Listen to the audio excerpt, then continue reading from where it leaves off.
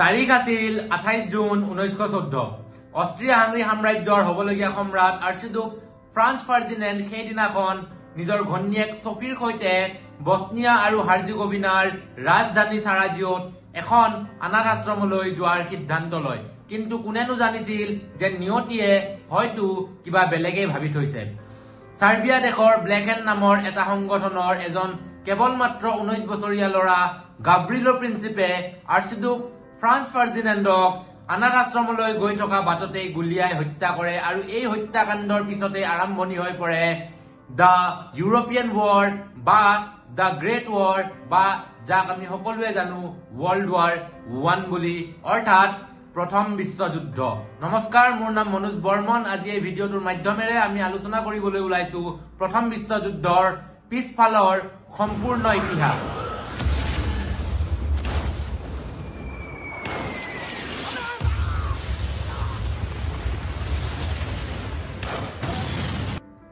আপোনালোকৰ হয়তো শুনি আচৰিত লাগিব যে কৰোনা ভাইৰাছৰ সময়ত গোটেই পৃথিৱীত মৃত্যু হোৱা লোকৰ সংখ্যা আছিল প্ৰায় 25 লাখ, কিন্তু প্ৰথম বিশ্বযুদ্ধৰ সময়ত মৃত্যু হোৱা লোকৰ সংখ্যা আছিল গোটেই পৃথিৱীত প্ৰায় 1,70,00,000,000তকৈও অধিক। আৰু দ্বিতীয় বিশ্বযুদ্ধৰ সময়ত গোটেই পৃথিৱীৰ প্ৰায় আধা সংখ্যা জনসংখ্যাই নাইকিয়া হৈ পৰিছিল। গতিকে এই ইমান ডাঙৰ এটা বিশ্বযুদ্ধৰ পিছফালে কেৱল মাত্ৰ এটা হত্যাকাণ্ড জড়িত হৈ থাকিব, এয়া সম্পূৰ্ণৰূপেও সত্য নহয়। গতিকে এই বিশ্বযুদ্ধৰ পিছফালৰ সম্পূৰ্ণ ইতিহাস জানিবলৈ হলে আমি 18 শতিকা আৰু 19 শতিকাৰ ইউৰোপৰ অৱস্থাটো জানিব লাগিব। গতিকে এই ভিডিঅ'টোৰ মাধ্যমেৰে আমি আজি প্ৰথম বিশ্বযুদ্ধৰ পিছফালৰ প্ৰত্যেকটো কাৰণকেই এটা এটাকৈ বিশ্লেষণ কৰিম।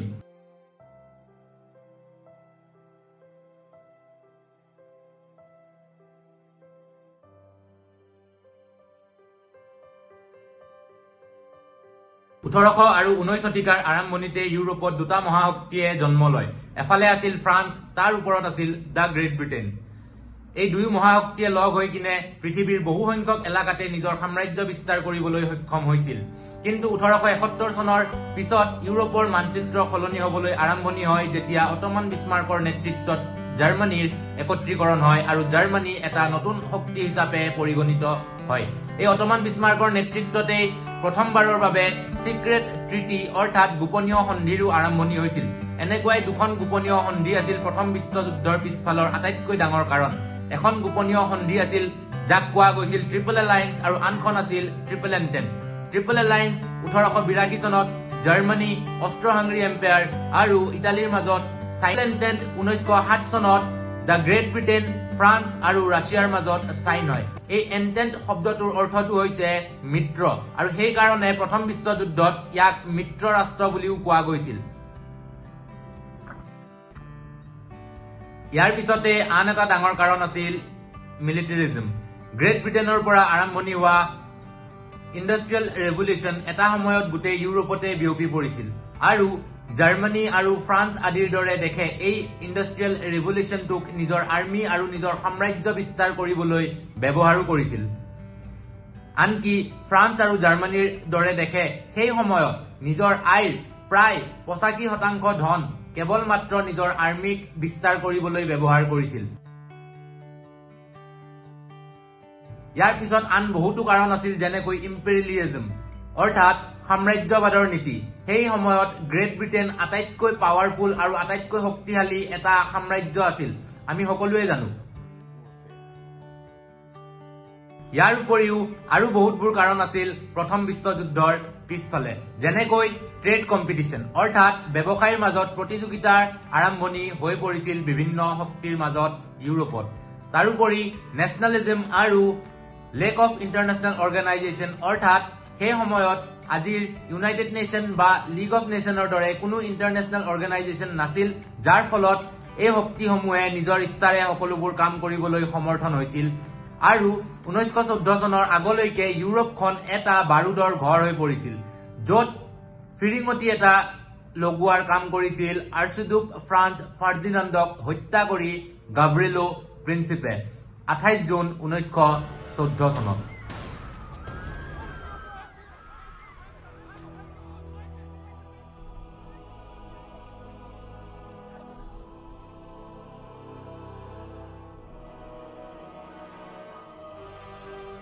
ইয়াৰ পিছত অষ্ট্ৰিয়া হাংগৰী সাম্ৰাজ্যই সাৰ্বিয়াৰ ওপৰত যে আক্ৰমণ নকৰিব এয়া হ'ব নোৱাৰে, কিন্তু আক্ৰমণ কৰাৰ আগতে অৰ্থাৎ 1914 চনৰ 23 জুলাই তাৰিখে অষ্ট্ৰিয়া হাংগৰী সাম্ৰাজ্যই ৰাছিয়াক এখন 10টা পইণ্টৰ আল্টিমেটাম পঠিয়ায়।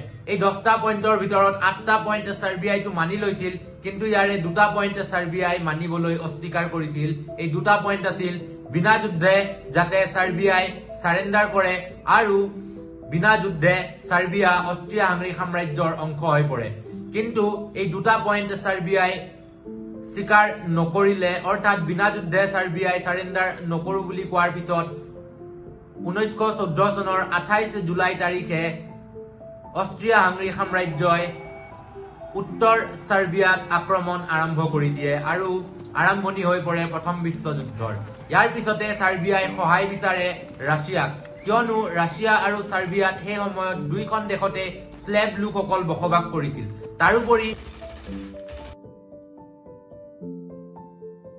ৰাছিয়াই সাৰ্বিয়াক সহায় কৰাৰ আন এটা কাৰণ আছিল সেই সময়ৰ কেস্পিয়ান চিৰ ওচৰৰ জলমাৰ্গটোক ৰক্ষা কৰা, কিয়নো এই জলমাৰ্গেৰে ৰাছিয়াই ব্যৱসায় বাণিজ্য কৰিছিল গোটেই পৃথিৱীৰ সৈতে, আৰু কেস্পিয়ান চিৰ তলতে আছিল সেই সময়ৰ শক্তিশালী সাম্ৰাজ্য অৰ্থাৎ অটোমান এম্পায়াৰ। ৰাছিয়াই ভালদৰে জানিছিল যদিহে অটোমান এম্পায়াৰে কেস্পিয়ান চিটোক কেপচাৰ কৰি লয়, তেনেহলে ৰাছিয়াই গোটেই পৃথিৱীৰ সৈতে বেপাৰ বাণিজ্য বন্ধ কৰিবলৈ বাধ্য হৈ যাব, আৰু সেই কাৰণে ৰাছিয়াই সাৰ্বিয়াক সহায় কৰাৰ প্ৰতিশ্ৰুতি দিয়ে। এই সহায়ৰ পিছত অষ্ট্ৰিয়া হাংগৰী সাম্ৰাজ্য যায় জাৰ্মানীৰ ওচৰলৈকে, কিয়নো জাৰ্মানী, অষ্ট্ৰিয়া হাংগৰী আৰু ইটালীৰ মাজত 1882 চনত ট্ৰিপল এলায়েন্স সন্ধি চাইন হৈ আছিল। গতিকে ইটালীয়ে কিন্তু এই যুদ্ধখনত অষ্ট্ৰিয়া হাংগৰী সাম্ৰাজ্যক সহায় কৰাৰ পৰা মানা কৰি দিয়ে। ইয়াৰ পিছতে 1914 চনৰ 28 জুলাই তাৰিখে জাৰ্মানী আৰু অষ্ট্ৰিয়া হাংগৰী সাম্ৰাজ্যই লগ হৈ সাৰ্বিয়াৰ ওপৰত আক্ৰমণ আৰম্ভ কৰি দিয়ে। সাৰ্বিয়াৰ ওপৰত আক্ৰমণ কৰা দেখি ৰাছিয়া এই যুদ্ধত জঁপিয়াই পৰে আৰু এফালৰ পৰা জাৰ্মানীক আক্ৰমণ কৰিবলৈ আৰম্ভ কৰে।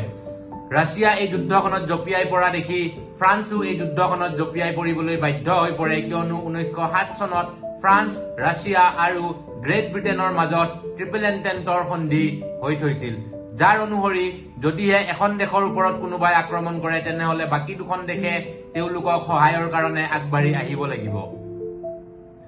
গতিকে এই সময়লৈকে জাৰ্মানীৰ দুইফালৰ পৰাই আক্ৰমণ আৰম্ভ হৈ পৰিছিল। এফালৰ পৰা ৰাছিয়াই আক্ৰমণ কৰি আছিল আৰু এফালৰ পৰা আক্ৰমণ কৰি আছিল ফ্ৰান্সে। কিন্তু ইয়াত জাৰ্মানীয়ে ভালদৰে জানিছিল যে ৰাছিয়াক জয় কৰাটো তেওঁলোকৰ কাৰণে ইমান সহজ নহব, কিয়নো হিমবৰফত যুদ্ধ কৰাৰ কোনো ধৰণৰ অভিজ্ঞতা নাছিল জাৰ্মান সৈনিকৰ ওচৰত।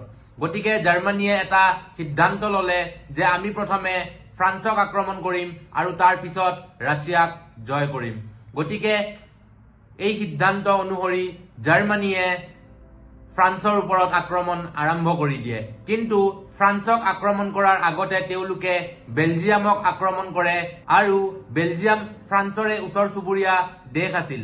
কিন্তু বেলজিয়ামক আক্ৰমণ কৰা দেখি গ্ৰেট ব্ৰিটেইন এই যুদ্ধত সোমাবলৈ বাধ্য হৈ পৰে, কিয়নো গ্ৰেট ব্ৰিটেইন আৰু বেলজিয়ামৰ মাজত 1839 চনত এখন সন্ধি হৈ থৈছিল, ট্ৰিটি অফ লণ্ডন অৰ্থাৎ লণ্ডনৰ সন্ধি, যাৰ অনুসৰি বেলজিয়ামৰ ওপৰত যদি কোনোবা দেশে আক্ৰমণ কৰে তেওঁলোকক সহায়ৰ কাৰণে গ্ৰেট ব্ৰিটেইন আগুৱাই আহিব।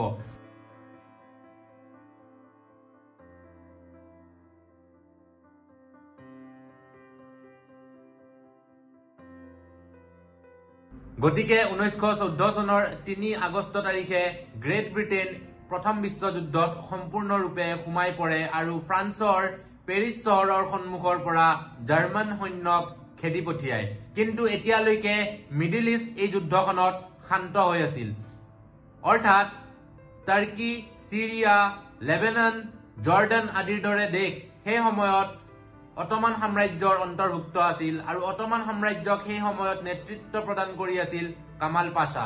কামাল পাছা কেৱল মাত্ৰ এজন শক্তিশালী ৰজাই নাছিল, লগতে এজন ভাল কূটনীতিবিদো আছিল।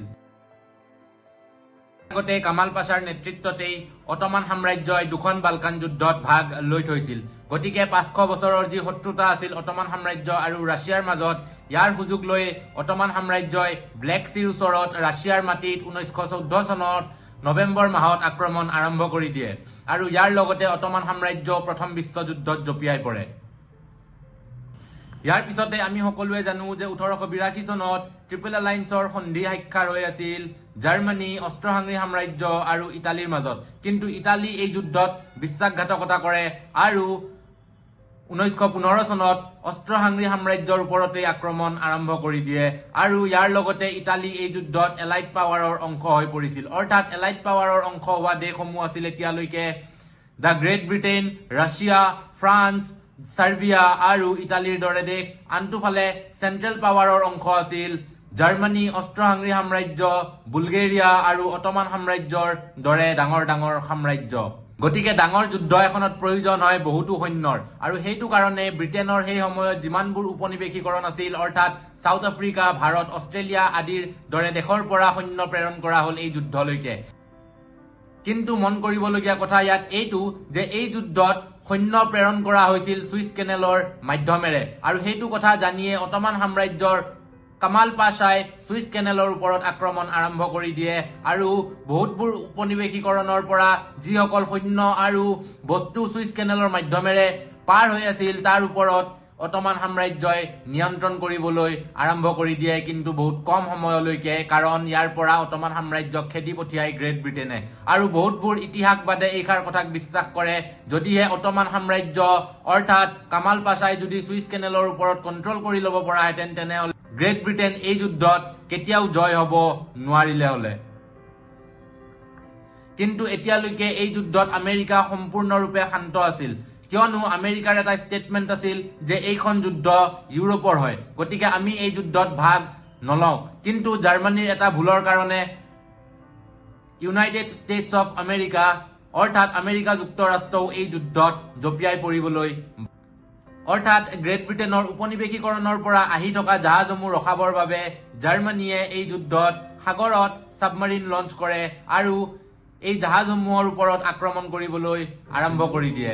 কিন্তু জাৰ্মানীৰ ইয়াতে এটা ভুল হৈ যায়, অৰ্থাৎ 7 মে 1915 চনত জাৰ্মানীয়ে সৈনিক জাহাজ বুলি লুচিটানিয়া নামৰ এখন পেছেঞ্জাৰ জাহাজত আক্ৰমণ কৰে আৰু এই জাহাজখন ইংলেণ্ডৰ পৰা গৈ আছিল আমেৰিকালৈ, য'ত 1000 জনতকৈও বেছি লোক যাত্ৰা কৰি আছিল আৰু ইয়াতে 128 জন আমেৰিকাৰ নাগৰিক আছিল। গতিকে এই আক্ৰমণৰ পিছত আমেৰিকাই প্ৰথম বিশ্বযুদ্ধত জঁপিয়াবলৈ ঠিক কৰে আৰু এলাইড পাৱাৰৰ অংশ হৈ পৰে আমেৰিকা যুক্তৰাষ্ট্ৰ। সেই সময়ত আমেৰিকাৰ ৰাষ্ট্ৰপতি আছিল উড্ৰ উইলছন। উড্ৰ উইলছনে আমেৰিকাৰ সংসদত এখন বিল পাছ কৰে আৰু অফিচিয়েলি এই যুদ্ধত সোমাই পৰে। কিন্তু এই যুদ্ধত সোমোৱাৰ আগতে উড্ৰ উইলছনে এখন 14টা পইণ্টৰ পত্ৰ জাৰি কৰে, য'ত আমেৰিকাই এই যুদ্ধত সোমোৱাৰ পিছফালৰ উদ্দেশ্যসমূহ মেনশ্যন কৰা আছিল, অৰ্থাৎ আমেৰিকা এই যুদ্ধত কিয় সোমাব বিচাৰিছে আৰু তেওঁলোকৰ উদ্দেশ্য কি। যেনেকৈ আমেৰিকাই এই 14টা পইণ্টত লিখিছিল যে এই যুদ্ধৰ পিছত পৃথিৱীত শান্তিৰ স্থাপনা হ'ব, লগতে এই যুদ্ধৰ পিছত এখন অন্তঃৰাষ্ট্ৰীয় সংগঠন গঠন কৰা হ'ব, যেনেকৈ আমি সকলোৱে জানো প্ৰথম বিশ্বযুদ্ধৰ পিছত লীগ অফ নেশ্যনৰ গঠন কৰা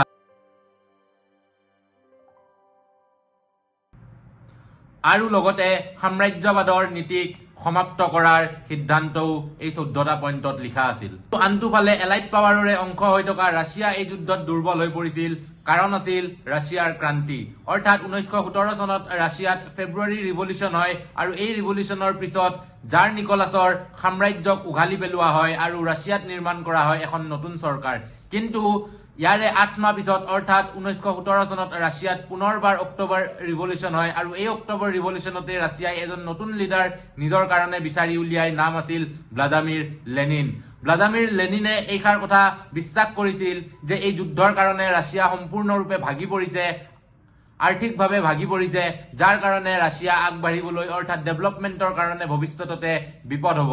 গতিকে ভ্লাদিমিৰ লেনিনে জাৰ্মানীৰ সৈতে শান্তি স্বাক্ষৰ কৰাৰ প্ৰতিশ্ৰুতি দিয়ে আৰু 1918 চনৰ মাৰ্চ মাহত ৰাছিয়া আৰু জাৰ্মানীয়ে শান্তি স্বাক্ষৰতাত চাইন কৰে আৰু ইয়াৰ পিছতে ৰাছিয়া প্ৰথম বিশ্বযুদ্ধৰ পৰা বাহিৰ হৈ গৈছিল। ৰাছিয়া এই যুদ্ধৰ পৰা বাহিৰ হৈ যোৱাৰ পিছত জাৰ্মানীয়ে নিজৰ সৈন্যক আৱৰ্তন কৰে ফ্ৰান্সৰ সীমাত, কিন্তু তেতিয়ালৈকে গ্ৰেট ব্ৰিটেইন আৰু আমেৰিকা যুক্তৰাষ্ট্ৰই নিজৰ নৌসৈন্যৰে ফ্ৰান্সক সহায়ৰ বাবে আগবাঢ়ি আহিছিল। গতিকে এই সময়লৈকে জাৰ্মানীয়ে তিনিটা ডাঙৰ শক্তিৰ সৈতে যুদ্ধ কৰি আছিল। কিন্তু প্ৰশ্ন হয় যে চেন্ট্ৰেল পাৱাৰৰ বাকী সাম্ৰাজ্যবোৰ অৰ্থাৎ অটোমান সাম্ৰাজ্য, বুলগেৰিয়া আৰু অষ্ট্ৰ হাংৰী সাম্ৰাজ্যবোৰ এই সময়ত ক'ত আছিল? তেনেহলে 1918 চনৰ আৰম্ভণিৰ পিছতেই চেন্ট্ৰেল পাৱাৰৰ এই ডাঙৰ ডাঙৰ সাম্ৰাজ্যবোৰক এলাইট পাৱাৰে পৰাস্ত কৰিবলৈ সক্ষম হৈছিল আৰু চেন্ট্ৰেল পাৱাৰৰ এই ডাঙৰ ডাঙৰ সাম্ৰাজ্যবোৰে এলাইট পাৱাৰৰ সন্মুখত আত্মসমৰ্পণ কৰিছিল আৰু আত্মসমৰ্পণ কৰিবলৈ একমাত্ৰ এটা সাম্ৰাজ্যই বাকী আছিল, সেইটো আছিল জাৰ্মানী। কিন্তু 1918 চনৰ নৱেম্বৰ মাহৰ 11 তাৰিখে জাৰ্মানীয়েও আত্মসমৰ্পণ কৰিবলৈ বাধ্য হৈ পৰে আৰু এই আত্মসমৰ্পণৰ সৈতে প্ৰথম বিশ্বযুদ্ধৰ অন্ত পৰে। আৰু ইমান ডাঙৰ এটা বিশ্বযুদ্ধত শ্বহীদ হোৱা সৈনিকৰ সংখ্যা আছিল গোটেই পৃথিৱীত প্ৰায় ৰাছিয়াৰ 17 লাখ, জাৰ্মানীৰ 22 লাখ, অষ্ট্ৰ হাংৰী সাম্ৰাজ্যৰ প্ৰায় 17 লাখ, অটোমান সাম্ৰাজ্যৰ প্ৰায় 29 লাখ, ফ্ৰান্সৰ প্ৰায় 17 লাখ আৰু আমেৰিকাৰ প্ৰায় 2 লাখ সৈন্য এই যুদ্ধত শ্বহীদ হৈছিল। আৰু বহুতবোৰ উপনিৱেশীকৰণ পৰা যিসকল সৈনিক গৈছিল, অৰ্থাৎ কেনেডাৰ পৰা প্ৰায় 60,000, ভাৰতৰ পৰা প্ৰায় 50,000 আৰু অষ্ট্ৰেলিয়া, সাউথ আফ্ৰিকা আদি দেশৰ পৰা যিসকল সৈন্য গৈছিল তেওঁলোকৰো এই যুদ্ধত মৃত্যু হৈছিল। গতিকে এই যুদ্ধত মৃত্যু হোৱা লোকৰ সংখ্যা আছিল প্ৰায় 1,70,00,000তকৈও অধিক। কিন্তু আটাইতকৈ দুখৰ কথা যে ইয়াত 1 কোটিতকৈও বেছি চিভিলিয়ান অৰ্থাৎ সাধাৰণ লোকৰ মৃত্যু হৈছিল, যাৰ এই যুদ্ধৰ সৈতে কোনো সম্পৰ্ক নাছিল। এই বিশ্বযুদ্ধৰ পিছত ইউৰোপখন আৰ্থিকভাৱে সম্পূৰ্ণৰূপে ভাগি পৰিছিল। গতিকে এই বিশ্বযুদ্ধত জয় হোৱা এলাইট দলৰ বাকী দেশসমূহে ফ্ৰান্সৰ ৰাজধানী পেৰিছৰ ওচৰত ভাৰ্চাইল নামৰ এটা পেলেচত এখন সভা আয়োজিত কৰে আৰু এই সভাতে চেন্ট্ৰেল পাৱাৰৰ বাকী দেশসমূহ অৰ্থাৎ জাৰ্মানী, অষ্ট্ৰ হাংৰী সাম্ৰাজ্য, বুলগেৰিয়া, অটোমান সাম্ৰাজ্য আদিৰ দৰে দেশৰ ভৱিষ্যত নিৰ্মাণ কৰা যায়। এই ভাৰ্চাইল পেলেচৰ ভিতৰতে বহুতবোৰ সন্ধি হস্তাক্ষৰ কৰা হয়, কিন্তু ইয়াতে আটাইতকৈ ডাঙৰ যিখন সন্ধি আছিল সেইখন হস্তাক্ষৰ কৰিছিল জাৰ্মানীয়ে, যোনখন আছিল ট্ৰিটি অফ ভাৰ্চাইল। অৰ্থাৎ এই বিশ্বযুদ্ধৰ পিছফালৰ সম্পূৰ্ণ কাৰণ জাৰ্মানীৰ ওপৰত থপি দিয়া যায় এলাইট পাৱাৰৰ দ্বাৰা আৰু এই ট্ৰিটি অফ ভাৰ্চাইলে কাৰণ হৈ পৰে দ্বিতীয় বিশ্বযুদ্ধৰ।